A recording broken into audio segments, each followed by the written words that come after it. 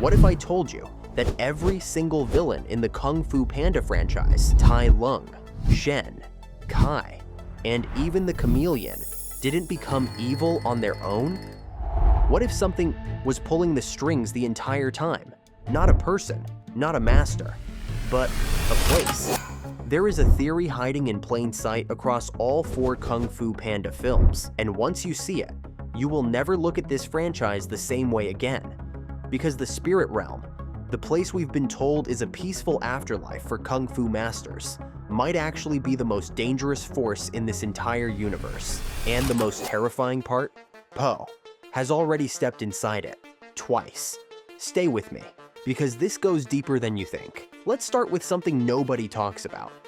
Every major villain in this franchise has a direct connection to the spirit realm, and not in the way you'd expect. Tai Lung was denied the Dragon Scroll, a scroll whose secret wisdom ties directly to inner chi, the very energy that flows from the spirit realm into the mortal world. When Oogway looked into Tai Lung's heart and saw darkness, what exactly did he see? Oogway had been to the spirit realm. He understood chi on a level no one else did. What if what Oogway saw wasn't just anger or ambition, but something the spirit realm had already touched?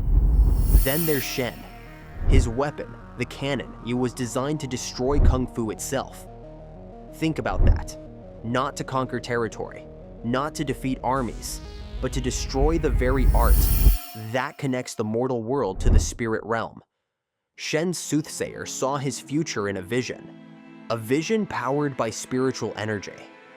The spirit realm showed Shen his own downfall, and instead of bringing him peace, it drove him to genocide.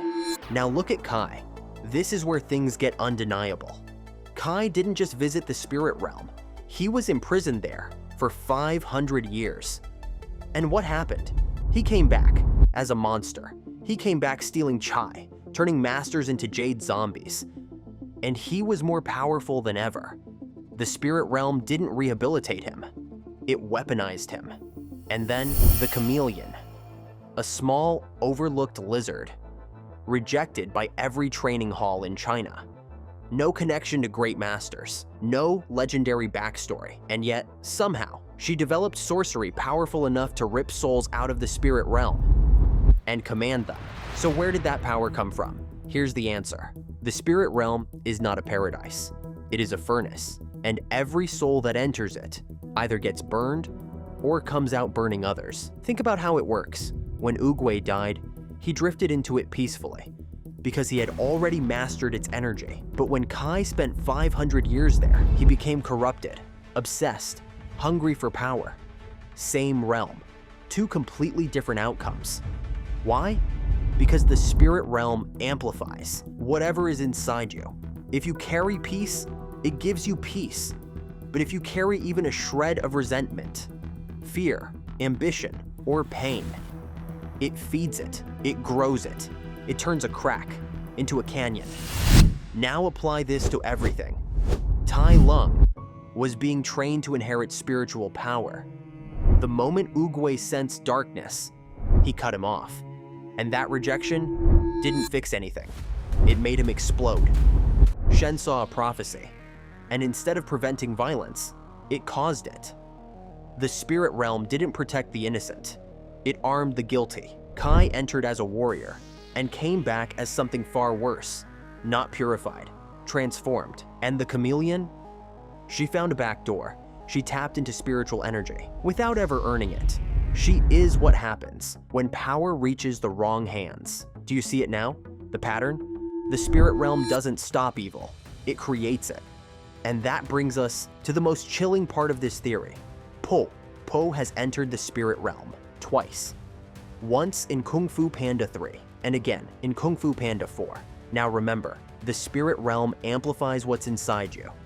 Oogway had peace, Kai had bitterness. So ask yourself, what does Po carry?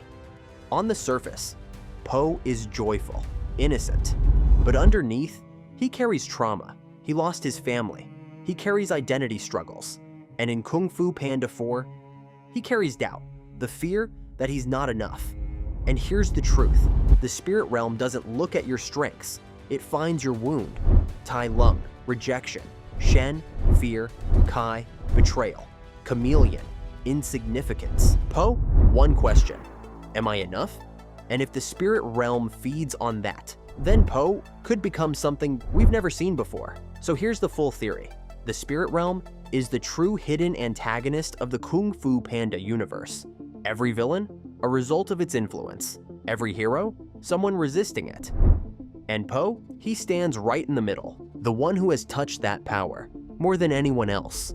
Which means he could either become the greatest protector this world has ever seen, or its biggest threat. Oogway once said, one often meets his destiny on the road he takes to avoid it. Maybe he wasn't just talking about Tai Lung. Maybe he was warning us about Po. Because the real question isn't, will the spirit realm return? The real question is, when it does, will Po be strong enough? If this theory made you think differently, hit like and subscribe to Animated Lore. Drop your theories in the comments. I read every single one, and I'll see you in the next video.